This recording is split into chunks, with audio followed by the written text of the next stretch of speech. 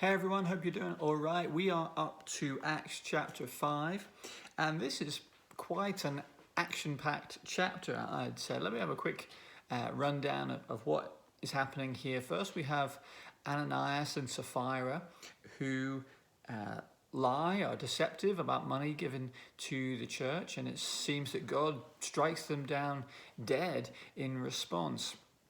Next, we see the apostles and what is described as the sort of miracles and miraculous works that they do, including healing.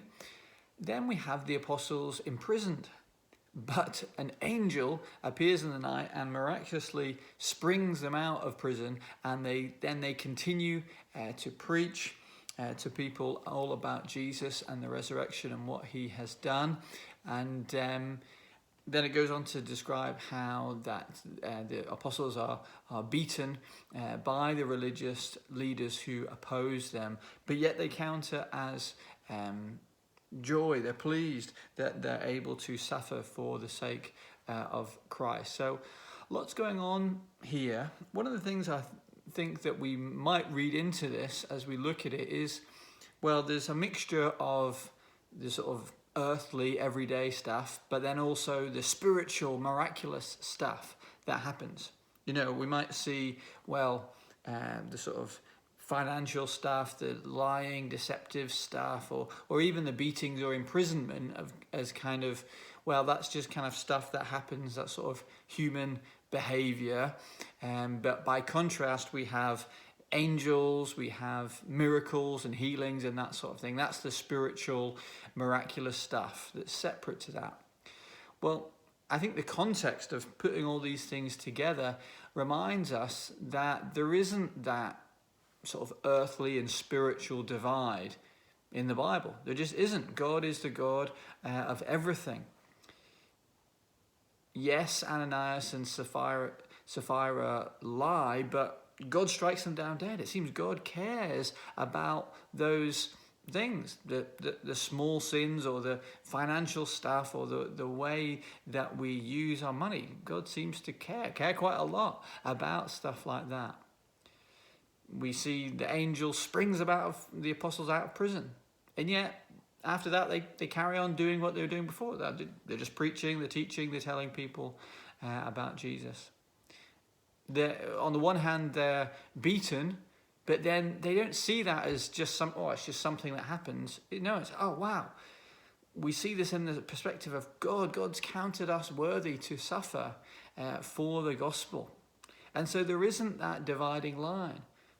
God is connected in all of those things. As I say, he is the God of all things. He cares about everyday sins, and he cares about miraculous healings as well. So how do we connect with this ourselves? How do we apply this and think about this for our own lives?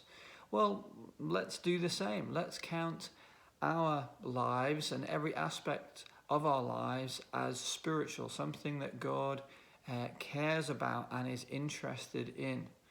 You know, the New Testament encourages us in Romans chapter 12, verse 1, to offer our bodies, offer our lives as a living sacrifice. The way that we live our lives is to be something that honors God. Every aspect of it is an opportunity to worship God, to connect with him. And that's what it's talking about in Romans at that point up to chapter 12 there. Our whole lives can be instruments to worship God with. So yes, that does mean bring our sin, bring our weakness, bring our failure, whether it might seem, it's just a small thing. Well, no, bring it to Jesus. Receive forgiveness for it. Bring those things to him. He cares about that. But also bring the aspects of our lives that might seem mundane. We've got a difficult meeting to have today, or we've got just work that just needs to get done. Well, God cares about those things too. They're not incidental.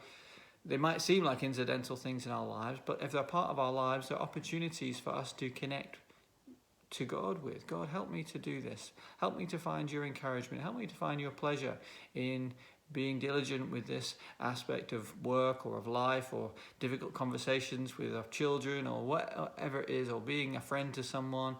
God's interested in every aspect of our lives. It's all spiritual to him. It's all opportunities for us to worship him by doing it in a way that is acknowledges God, doing it in a way that we bring faith. We're bringing faith into the equation in everything that we do. Our spirituality is not just for Sundays. We can live, and the encouragement of the Bible is to live every day for God in every aspect. So bring your day to him today.